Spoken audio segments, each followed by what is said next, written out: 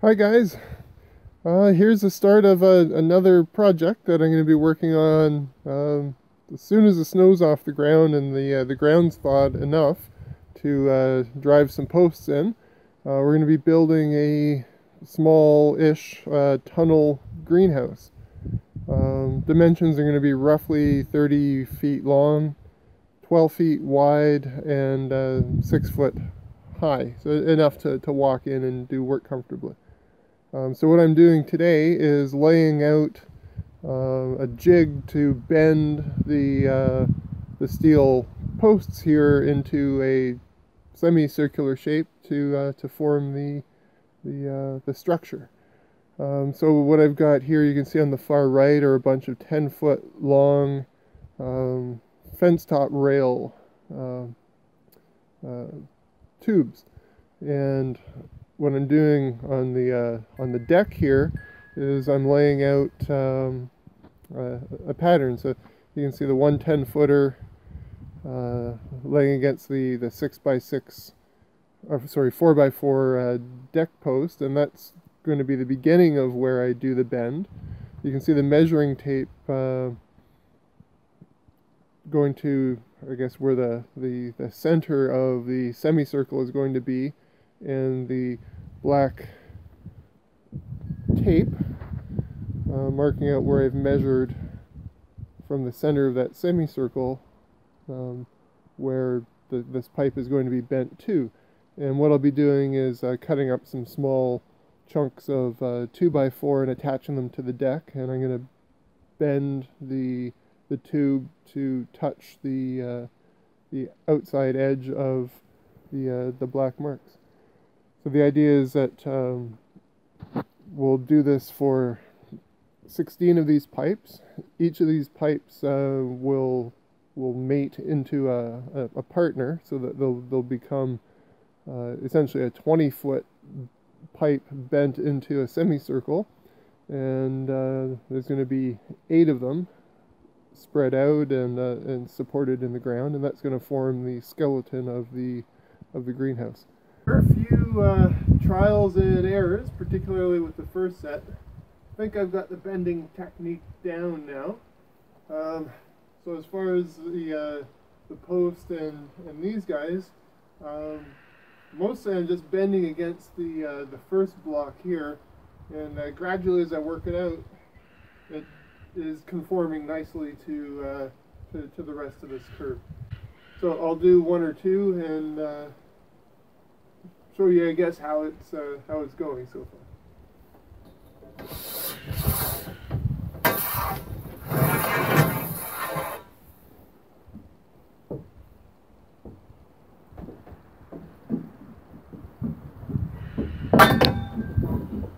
And the trick I'm finding is to actually bend it relatively small amounts in short increments, and work it back and forth a time or two, and it's going to sort of wind up taking the shape fairly nicely.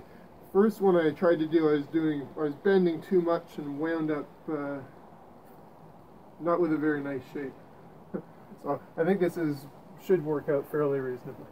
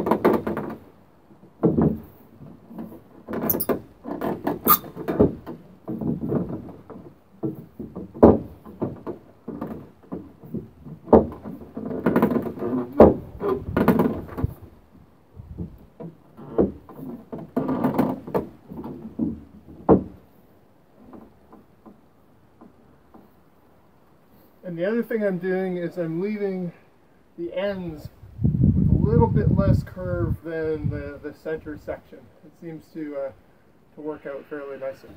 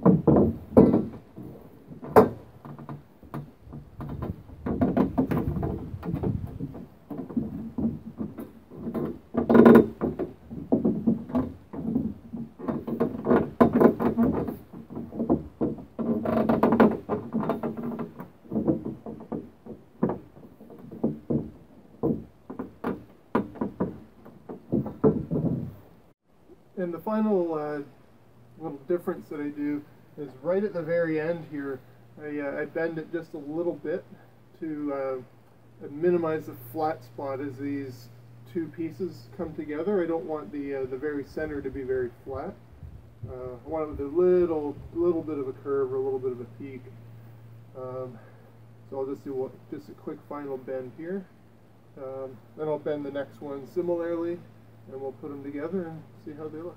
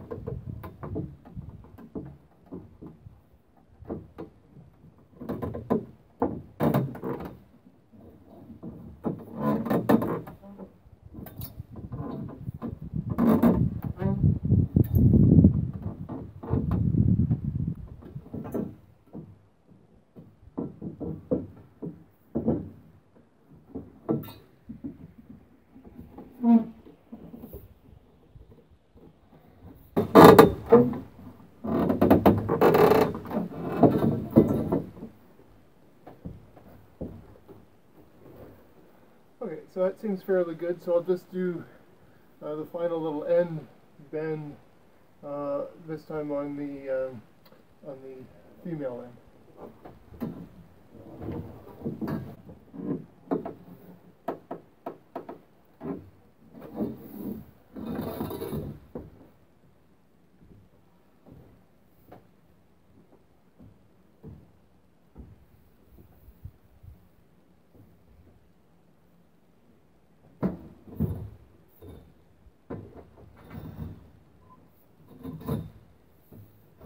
Here's what we've got. I've got two blocks screwed into the deck, 12 feet apart. So there's the one side, up and around, and down to the other side.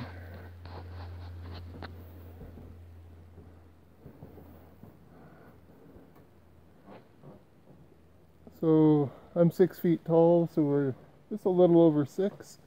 And we can actually raise that just slightly when we do the installation, because these ends are going to be sitting inside of those larger diameter pipes. So the idea is I'm going to cut these larger diameter pipes into 3-foot sections. I'm going to pound them 2 feet into the ground, leaving about 1 foot above the ground, so the hoops can, I can bolt them in, I can raise them a couple of inches above ground level and through bolt them. So if I feel we need to, we can get a little bit more height out of these arches without having to change the shape of them at all.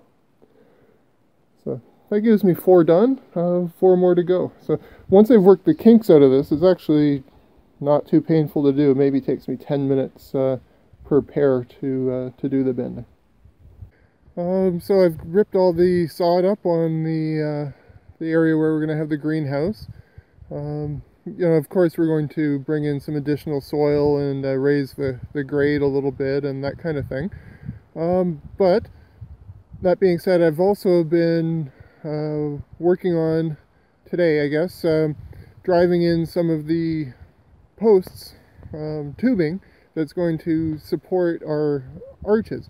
And actually, if you look at the house in the background there, you can see the arches that will be going in here. So they're about 6.5 feet tall, 12 feet wide, and what they're going to be doing, they're 1.25 inch outer diameter pipes, and they're going to be going into these pipes, which I think are 1 3/4 or something like that. They're a little bit bigger.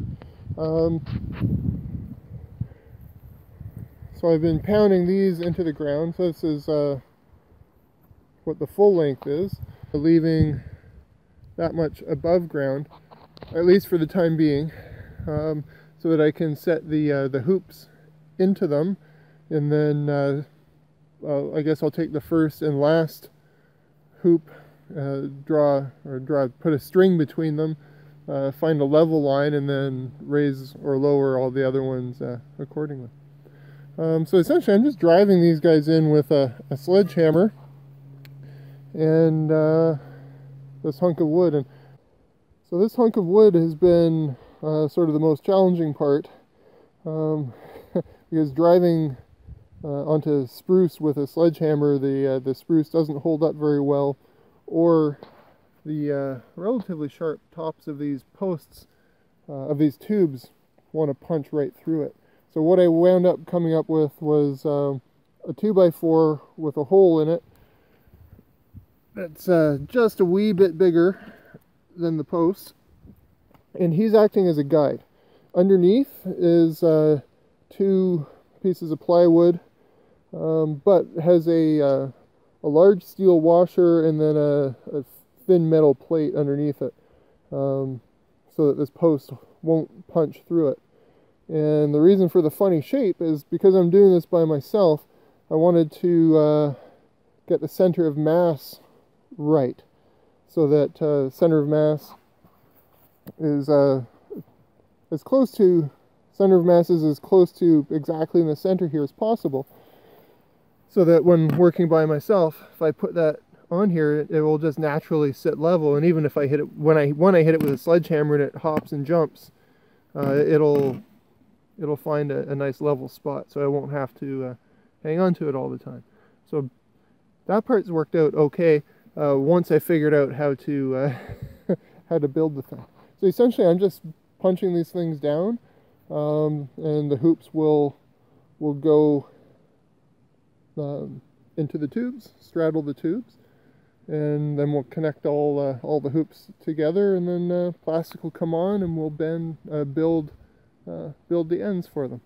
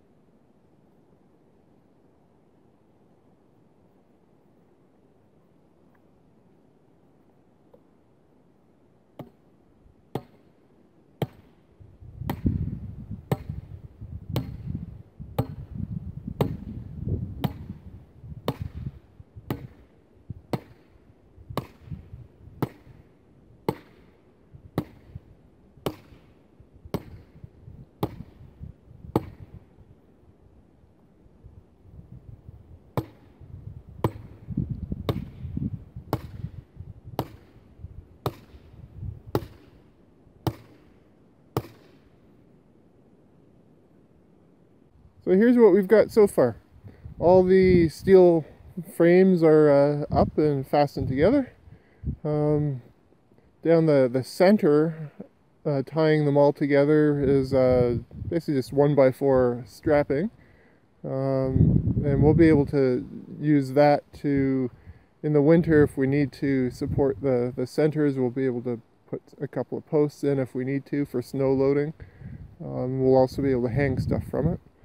We've got one set of boards right at ground level that's been leveled, so we'll raise the grade to meet the bottom of that. And a second set of boards, a couple of feet up, is also running level. And so what's going to happen is the plastic is going to attach to that top set of boards and then proceed down to the second set, and we'll be able to roll them up. So in the middle of the summer, when it gets too hot in there for ventilation, we can lift the plastic from the bottom set of boards and roll it up and attach it to the second set for some cross ventilation. And we'll do the same on the other side. So just another view from the inside.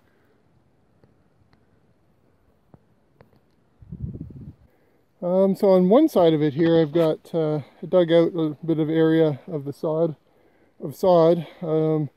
laid down this wire mesh hardware cloth on the ground and then folded up, and that's attached to a board running across the bottom. And on top of that is some landscaping fabric, and on top of that are a bunch of stones, and these stones all came out of this plot. And I'll do the same on the other side in the next day or two. And we also got some topsoil in, and I've spent the last couple hours with the old John Deere,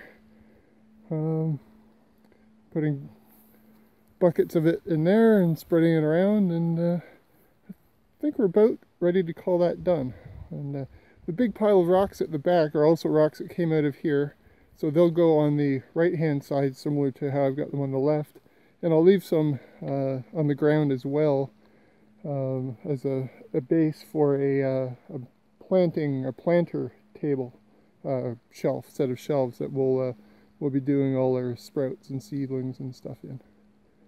And next step comes the plastic. Hopefully that will be the easy part of this whole thing. So here's what we wound up with our greenhouse build. So it got plasticed up without a whole lot of effort. A little bit of framing has been added to the front and rear and framed in a door, and all that's been covered in plastic. And the way we left it is the boards that were running along the base and kind of mid-height, plastic is attached to that, but not to the bottom, so it's free to roll up. So you can see on one side we've got the plastic rolled up and secured with just a bunch of strings. And the other side we've got down as a windbreak. We just planted a bunch of tomatoes and beans and things that we transplanted from the house. We just finished doing that about 20 minutes ago. We just don't want the wind to stress them out further than they need to be. One of the other things that we did is got some hardware cloth and sort of buried that underneath a bunch of rocks and up 20 or 25 inches, and that's contiguous all the way around and including the bottoms of the doors, because we've got a lot of wildlife here, skunks and raccoons and squirrels and deer and bear and everything you can think of, and mice and voles. So we want to hopefully keep the little guys out as best as possible with that. And the big guys, I'm not sure how it's going to work out. I'm hoping that just with buttoning this thing all up at night, that'll keep the bigger guys out. But if we find that we're having a problem, then we'll invest in some electric fencing. But yeah, that's basically what we've got. So we've got 3 30-inch wide beds, with basically a 10-inch walkway in between. So each side has a 10-inch walkway. And down the center structure, we just tied up some sticks, and so we have something to hang strings from to tie up our plants. And so far everything's doing reasonably well. In the corner here we've got a shelving unit that I'll be moving out here that will be our seedling starter. Right now that's still in the house, and we're still in the process of populating all our started stuff that's in the house out here.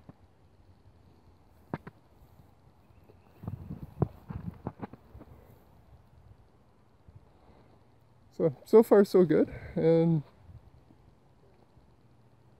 we'll keep you guys posted, I guess, if there are any developments or changes that need to be made. And while we were doing that, we picked up a bunch of chicks in the early spring, early May, and they're no longer little chicks. So they're good for entertainment. Hi guys. They're coming over to say hello. And we built this chicken coop too, which maybe we'll show you in a different video.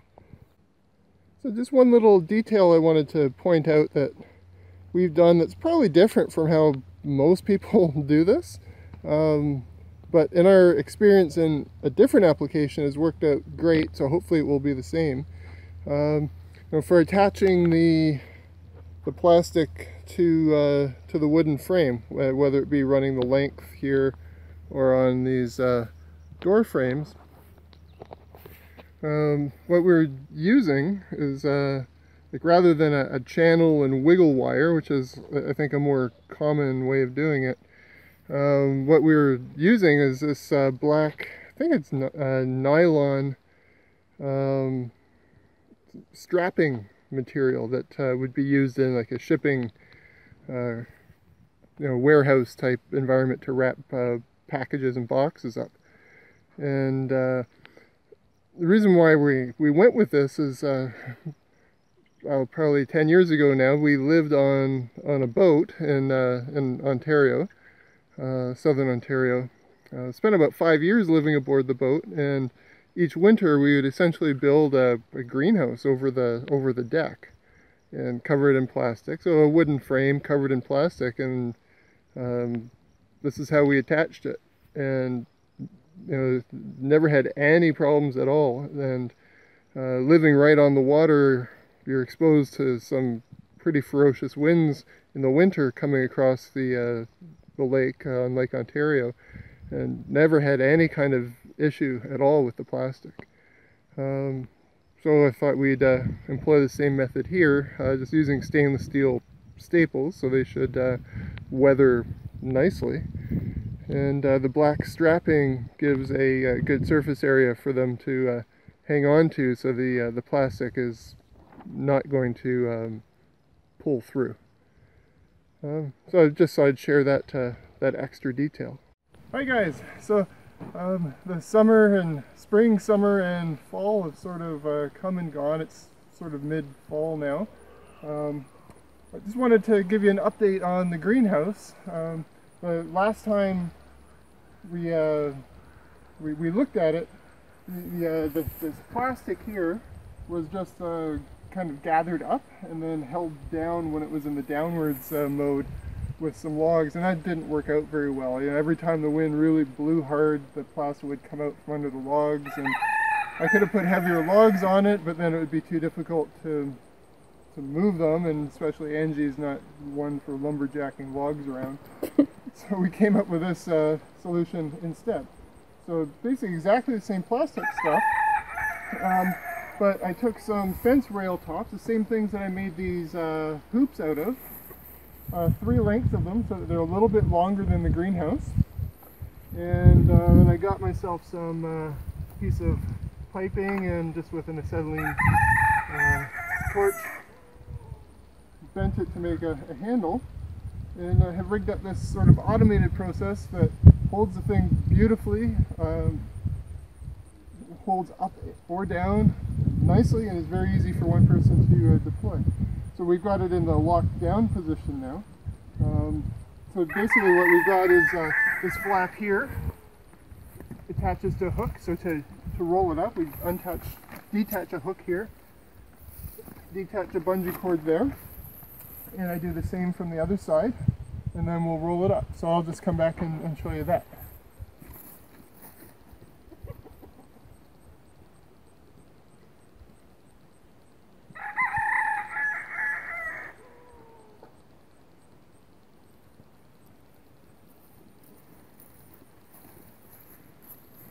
Right, so now I've got both ends detached, and now we'll just roll it up. And the nice thing is I don't have to run up and down, and it's all just done right from here. So I pull this out a little bit, turn the crank, and the window comes up. And when it's in the desired position, put a cord there, and it stays up. And yeah, the wind doesn't affect it at all. It's perfect, nice and simple. And to lower it, we just do exactly the same. Now, midsummer, when we had lots of greenery, sometimes we'd have to come down to the middle and just pull it out away from the greenery a little bit, so that it wouldn't grab it. So that's basically it. Lock him up. We lock him up, do the same at the other side, and it works great. And the way we've got this folded up here, the wind really doesn't get in there, doesn't affect it at all, and it's been nice and easy. The way this plastic is attached to the 10-foot sections is with I think it's a 1 1/4 PVC pipe that I cut into maybe 3 or 4 inch sections, and then I cut a slit in them so that it can flex, and essentially just flexes over and then clamps on. And so for a few dollars I made 24 of those things, so 12 on each side, holds the plastic on, and beautiful, nice and simple. So we'll see how things go over the winter. We're about ready to get into winter mode here, is what we're working on next.